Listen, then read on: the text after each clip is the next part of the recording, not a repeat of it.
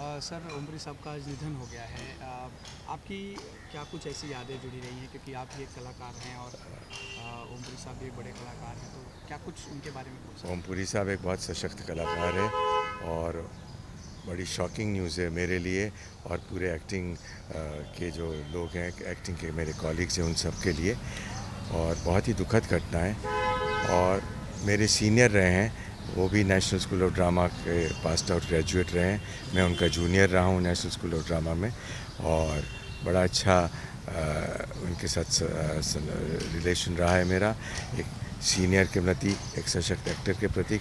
और हम एक ही बिरादरी के लोग हैं, तो मैं बहुत उनकी इज़्ज़त करता था। एक दो काम हमने साथ में किए भी हैं। बस यही प्रार्थना करूँगा कि उनकी आत्मा को शांति मिले। हैं। आप एक ही सोसाइटी में रहते हैं, आखिरी बार उनसे कब मुलाकात हुई थी और क्या कुछ बात? इन दिनों तो नहीं हुई थी मेरी मुलाकात, काफ़ी वक्त से नहीं हुई थी। वो ख़ुद भी अपने काम में बिज़ी रहते थे, पर जब भी यहाँ होते थे हम ऐसे ही अनायास मिल जाते थे, नीचे मिल जाते थे, इनफॉर्मली मिलते रहते थे। कब जानकारी आपको मिली? मुझे आज सुबह ही जानकारी मिली। तो एक याद जो आपके लिए बहुत ख़ास हो उनके बारे में? बहुत अच्छी कई यादें हैं। मैंने एक दो असाइनमेंट्स श्याम बेनेगल जी की भारत एक खोज में साथ में काम किया है, एक आध फिल्म साथ में की है। तो वो एक बड़ी जो काम करने का साथ में हमारा रहा, वो बहुत यादगार रहा है। और इतने सशक्त अभिनेता है, कहीं ना कहीं कुछ सीखा ही होगा। साथी कलाकारों के लिए उनका कैसा व्यवहार है? बहुत शॉकिंग न्यूज़ है मैं कहूँगा ना, क्योंकि कभी सोचा नहीं था कि इतनी जल्दी वो हम सबको छोड़कर चले जाएंगे। Thank you sir. Thank you sir. Thank you.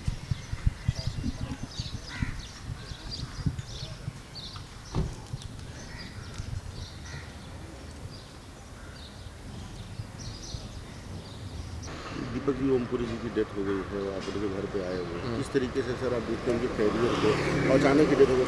नहीं, ऐतिहासिक है कैरियर। अब क्या बताएं, मतलब जितना भी आप देख लीजिए, अर्धसत्य, आक्रोश, भारत एक खोज, कक्का जी कहिन, जितना भी है, उन्होंने east is east, wolf, ghost and the darkness, जो भी फिल्में हैं उनकी, उन्होंने एक इतिहास रचा है फिल्मों से। और उनकी वजह से जो हम जैसे लोग हैं वो सपना देख पाए हैं एक्टर बनने का। तो हमारे मुंबई आने का या हमारे आर्ट की फील्ड में आने का, ये तीन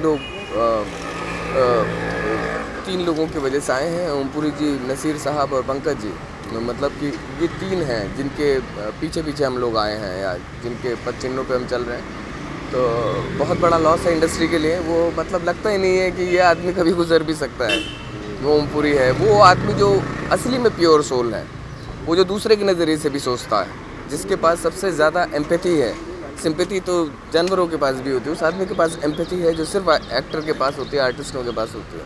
तो बहुत बड़ा लॉस है और लगता ही नहीं है। अभी कुछ झलकियाँ देख रहा था, जाने भी दो यारों की, तो हंसी भी आ गई। बताओ इस उसमें माहौल में। खैर, बहुत बड़ा लॉस है।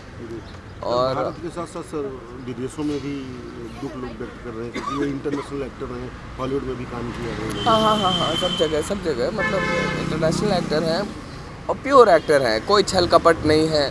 गुस्सा 5 मिनट से ज़्यादा हो ही नहीं सकता है उस आदमी को। मतलब ऐसा जो मैं जानता हूँ, हमने 3 थे भाई की थी, बर्फ़ में, इतना बहुत ही विपरीत परिस्थितियाँ थी वहाँ पे, माहौल मौसम के हिसाब से। लेकिन जो हमारी दोस्ती हुई है, जो भाईचारा हुआ है, जो शेयरिंग हुई है, जो वो मतलब भूल ही नहीं सकता। मुझे यकीन नहीं हो रहा है कि किसी का भी कुछ सोच सकते हैं, पर पूरी साहब का सोच ही नहीं सकते, इतना जिंदा दिल आदमी है। Absolutely. I mean, we'll all from now on, celebrate his life, his work. I had the good fortune of working with a legend like him. Learned so much from him. Not only was he a great actor, but also a super human being. I'm going to miss his warm hugs every morning on my set. He's finished. Yeah, lots of memories. I mean, he's the actor I had gone to with my first script.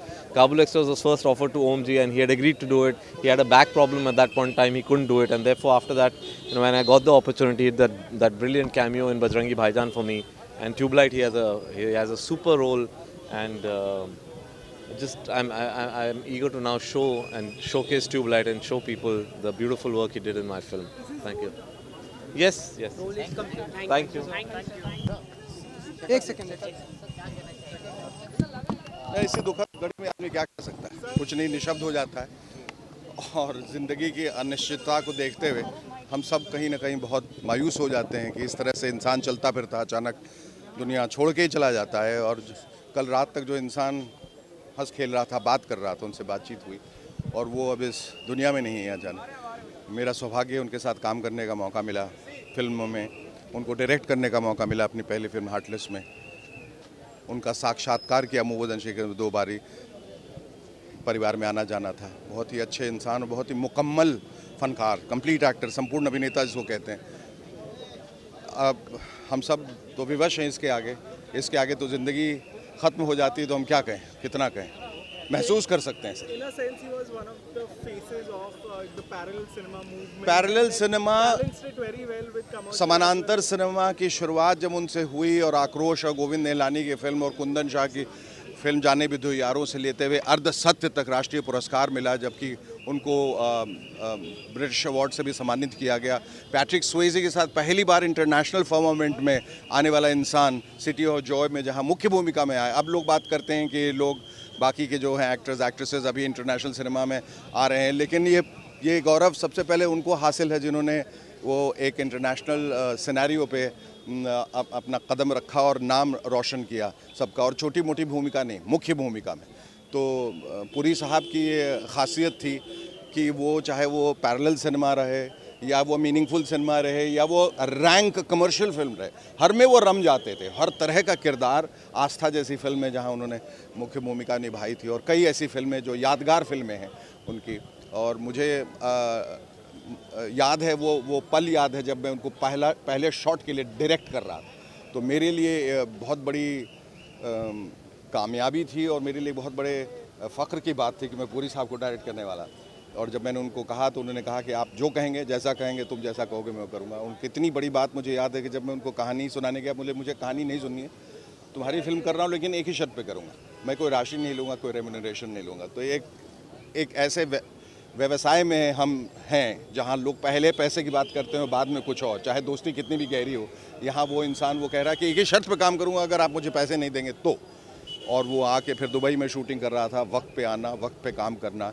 और सबसे बड़ी irony ये है कि I gave him the role of a heart surgeon, a heart specialist, और वो दिल के दौरे की वजह से गए और हार्ट फेलियर की वजह से गए। So that's ironical, but I remember him with a smile, because वो एक न एक उनका पक्ष जो था वो एक हरफन मौला वाला पक्ष था, जिसको कहते हैं जो हो जाए दुनिया की माँ की आँख, तो वो भी उनका एक पक्ष था। So he lived his life. It's very unfortunate that at I would call it a young age still. It is a young age, believe me, because there is a whole life ahead when you look at other people who are living their life comfortably at 90, 94, 95. Here was a man who was ready to give it all. लेकिन I guess that आप सब लोग अपनी destiny लेके आते हैं और यहीं आके हम मजबूर हो जाते हैं, because इसके आगे हम उनका साथ ही नहीं दे सकते। This is where you are totally hamstrung कि अब हम आपका साथ भी देना चाहते हैं तो नहीं दे पाते। और एक ऐसी जगह जहाँ आप हर पल, हर महीने, हर साल एक दोस्त को, एक कॉलीग को खो देते हैं। फारूक शेख साहब गए, आदेश श्रीवास्तव गए, अब ये गए, बिछड़े सभी बारी बारी। Thank you.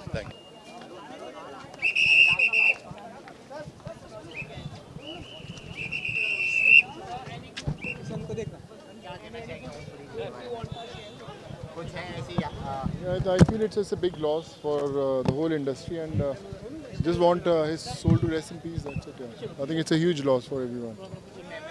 Any memory you want to share with us? You know, I've done 3 films with him, Yuva, Dabang and Singh is King. So I think बहुत ही कमाल के इंसान है। I think ऐसी सोल है नहीं इंडस्ट्री में। I wish थोड़ा और वक्त होता उनके पास, but जहाँ पे भी है खुश रहें। That's it. Thank you. That's it, brother. Thank you. In a brief moment of a soundbite for a television channel, but what Om Puri's legacy is that for generations of actors to come, they will have a textbook material in every performance of his whatever he has done in films. The fact that he changed this whole myth of that actors have to be a certain looking people. He is the first person to sort of be unconventional looks, and he gave birth to millions of other actors like me and other people to have the courage of depending on your talent and making it big in this world. And I think he bridged the gap of so-called parallel cinema and commercial cinema beautifully, not only in India but also abroad. In fact, he was the first actor who took Indian cinema our Indian legacy of acting to the world outside India. In those times, I don't think we had social media and television so much, but I think if somebody has to be said that, okay, this is the guy who carried the flag of Indian talent abroad, I think Mr. Om Puri will be the first person. We are all mini Om Puris as compared to what he has done. And the most important thing is that as a person, he was a typical warm-hearted, smiling, laughing Punjabi who believed in kindness, who believed in generosity of emotions, who believed that being good to people is important. And he was the first actor that I worked with who actually was effortless. I used to always tell him कि पूरी साहब आप जब shot दे रहे होते हैं तो इतने कमाल के नहीं लगते हैं, पर जब आपको मैं वही शॉट को सिनेमा पे देखता हूँ तो आप बड़े ज़बरदस्त नज़र आते हैं. तो दो चीज़ें बोलते थे वो मुस्कुरा के कि एक तो बोलते थे पर्सनैलिटी भी कोई चीज़ होती है और दूसरा बोलते थे कि टैलेंट भी कोई चीज़ होती है.